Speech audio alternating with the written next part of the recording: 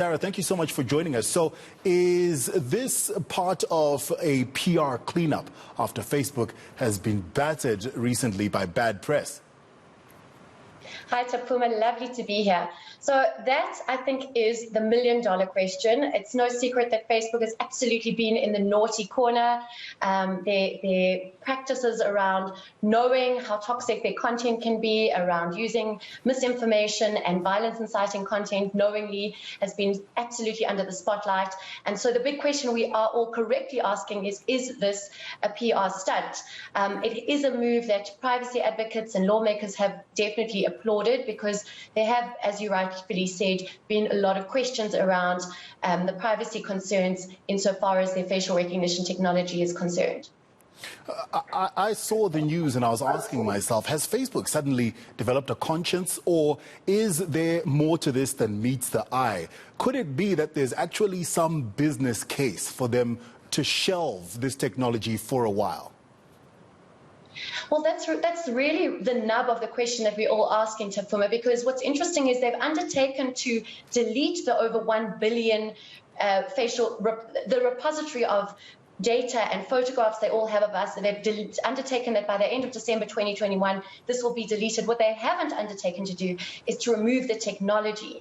And this is also coming off the back of their big announcement of the metaverse, which is the new frontier of, social media, which is where the company is going to be going. So, what hasn't been answered is how the two are connected and whether or not this facial recognition technology will be used in Meta and what they are now rebranding as the old Facebook. So we don't know, and they haven't answered those questions. But what we do know is, for the time being, it is a good move, because there was a definite absence of regulations and a lot of questions around how our facial recognition information is used or abused. There was a $500 million settlement that Facebook paid the state of Illinois recently, because Illinois claimed that Facebook was misusing and abusing the facial recognition data they had amassed in terms of law enforcement. So we don't actually know now what they're going to do next with this technology. But for the time being, I suppose it is a small win, and certainly one that privacy regulators are applauding. Yeah, it seems they decided, okay, this is too hot a potato right now. Let's shelve it for the time being and bring it back later, maybe when it's better regulated. What are the ethics concerns with the facial recognition technology? What's got people worried about having that kind of information in Facebook's hands?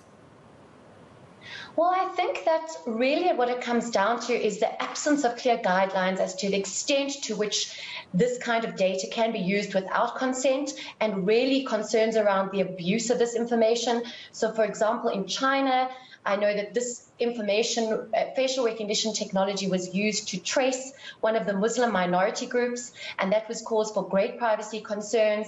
As I mentioned before, there are concerns around using it in terms of law enforcement and at times making wrongful arrests.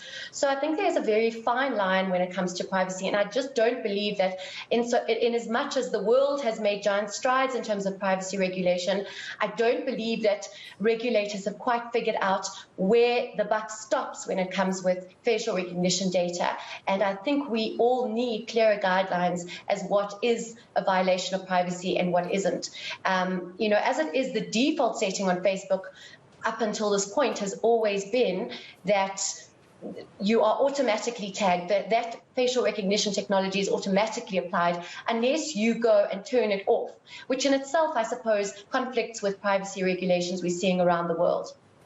All right, Sarah Hoffman, thank you so much. And there is a distinction that you mentioned there that's important, that Facebook is now just one part of the company that's decided not to use this technology. Meta, the holding company, hasn't said anything about not using this technology at all. Thank you so much, Sarah Hoffman, co-founder of social media education service Clicked.